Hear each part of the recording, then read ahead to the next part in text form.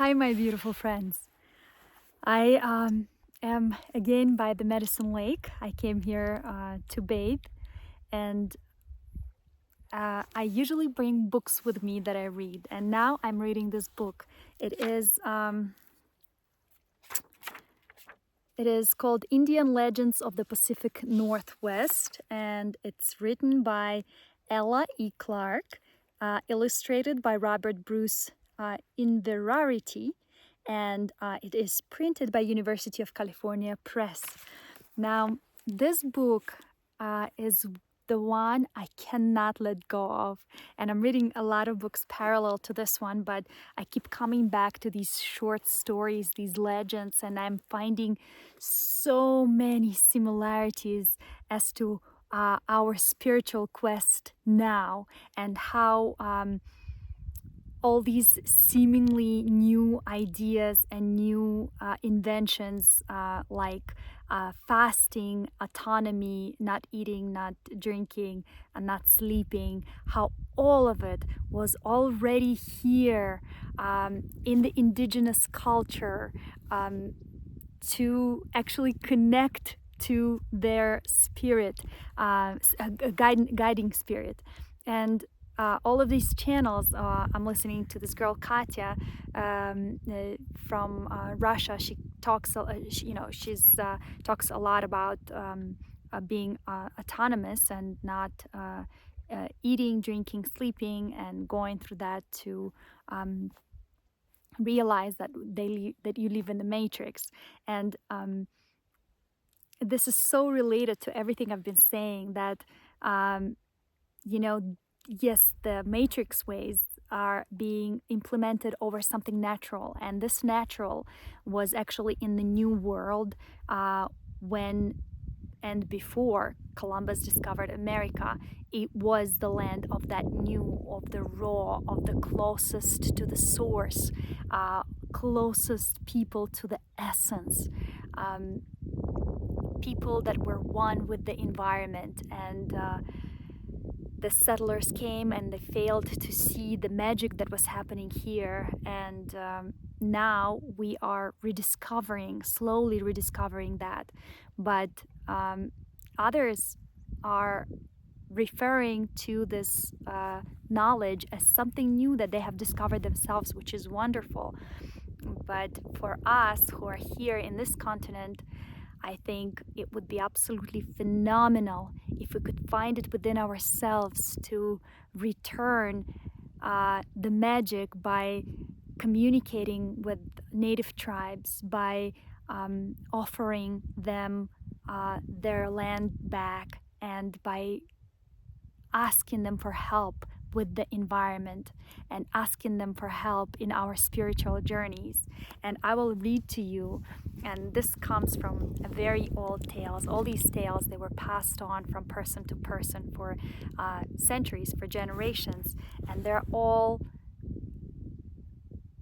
little wisdoms about what it is that we're searching for now.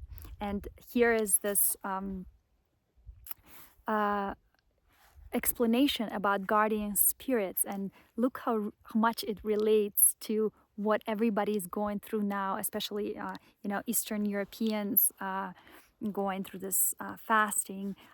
Actually, somebody told me on farmers market that a Muslim religion was going through these fasting periods for a long time, prolonged fasting periods. I don't know the reason for that. I would love to research that. Maybe my dear friend Medina can help me with that, because she is Muslim, and I don't know much about it, and hopefully her or her mom can share things with me.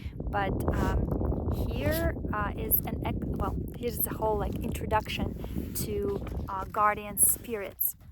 7 stories in earlier section. Let's skip this. A guardian spirit was an individual spirit which gave an Indian some special power, protected him from demons, guided and directed him, and came to his aid when he was in need. It lived somewhere in the woods or mountains or water, usually in the form of an animal or a bird. The elk, for example, was the guardian spirit of the hunter near Lost Lake. The concept of the guardian spirit was inseparably linked with the Indian belief in spirits and in all phenomena of nature. The world was full of spirits. It was permeated with the strange mystical force or power that every spirit possessed. Man might attain this force through fasting and suffering, which would bring him in a dream or a vision. Whatever he saw or heard in that dream or vision would be his guardian spirit. Almost every Indian child in years gone by went out in search of his guardian spirit, and that search was a very important experience in his life. It was often called the power quest. For the guardian spirit was the source of a person's special power, both physical and spiritual. A child was carefully prepared for his power quest by the instructions and encouragement of some older person, usually a relative.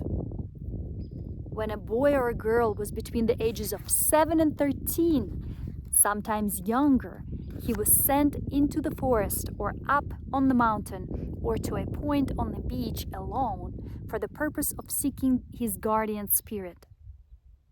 The child was to stay alone, usually without food, often without sleep. He might be permitted to have a fire, and sometimes kept himself awake by attending a fire. Sometimes he went several nights in succession. Sometimes he was gone for 3 to 4 or 5 days and nights.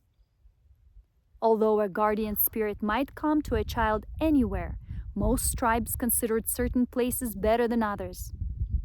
Spirit Mountain, southwest of Portland, was a favorite spot, according to John Hudson of the Santiam.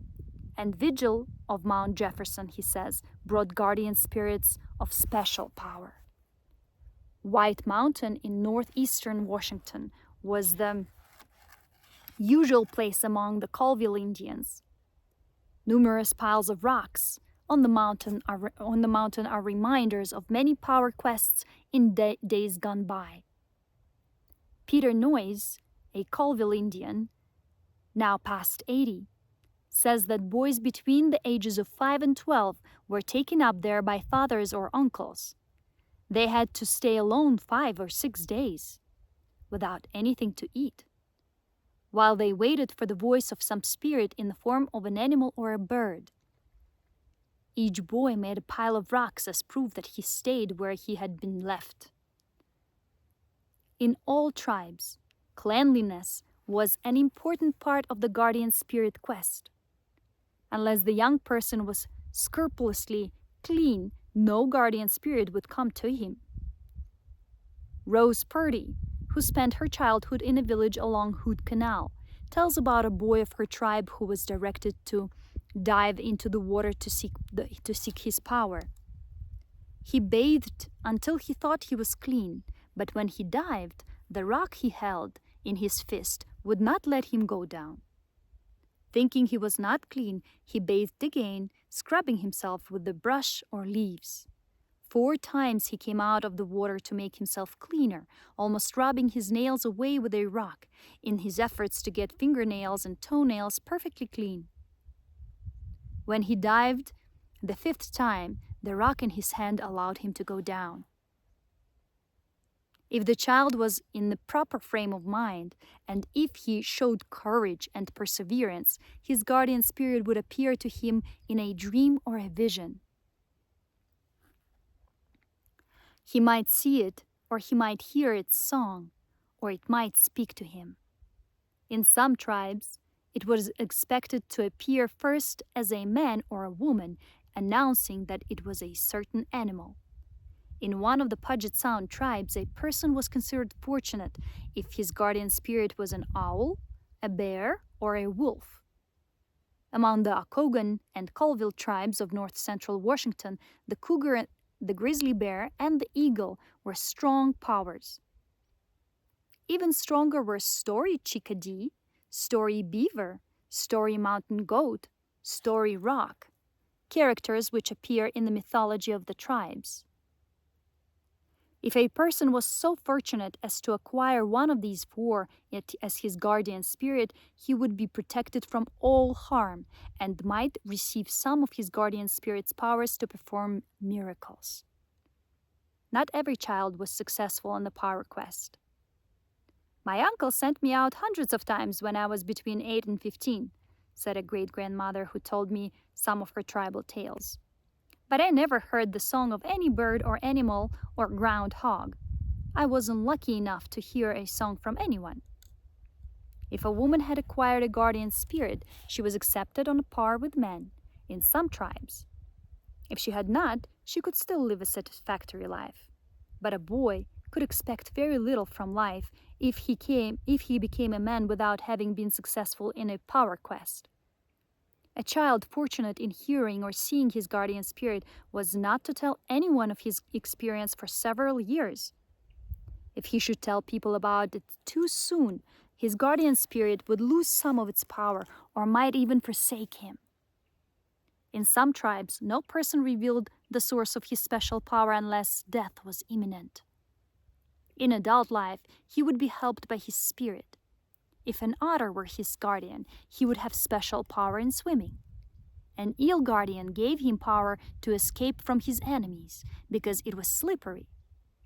Rattlesnake power made him immune to rattlesnake poison and gave him the ability to cure rattlesnake bite. Both cougar and eagle gave ability to kill deer. Thunder gave power for fighting. Mouse gave skills in foot racing. Among the Klallam, along the Strait of Juan de Fuca, most spirits were supposed to give wealth or some power by which wealth might be obtained. Legends grew up about these guardian spirit quests. Rose Purdy relates many about the Tahmahnawis, as she and others always call the spirits. Aeneas Seymour, a Lake Indian, tells about a boy whose father commanded him to dive into Twin Lake for his guardian spirit.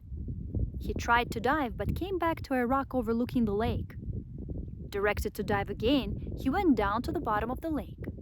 There, he came to a teepee with people in it. The headman said to the boy, "You will have power to catch fish in a trap. These people you see are fish. I give you power to catch fish." Then a boy went out other nights to get other powers. The more guardian spirits a man had, the more powers he possessed, and the higher his place in the tribe. A 70-year-old woman I talked with is still helped by her guardian spirit. It comforts her and strengthens her. "Lifts me up," she says, when worried about her children and grandchildren. It has protected her from physical danger. Its warning kept her from being struck by an automobile. She feels it within her, and she hears its voice. It is truly a guardian spirit, her Tahmahnawis. Isn't this incredible? I find it so related, so relative to what people are going through right now, to what I'm going through right now, to these stories that this girl, Katya, tells about her autonomy, and so many others. Lavlana, I believe, is another channel. And this is wisdom and knowledge that people here knew about and used it and were successful in it. And actually, imagine if their children were doing, then how spiritually awakened and connected they were by our age, right? If they did the spirit quest with fasting and actually figuring out the essence and the truth and seeing and hearing the spiritual world, the spirit world, when they were that young. All right, I love you all. Just wanted to share this with you. Have a beautiful night. Bye.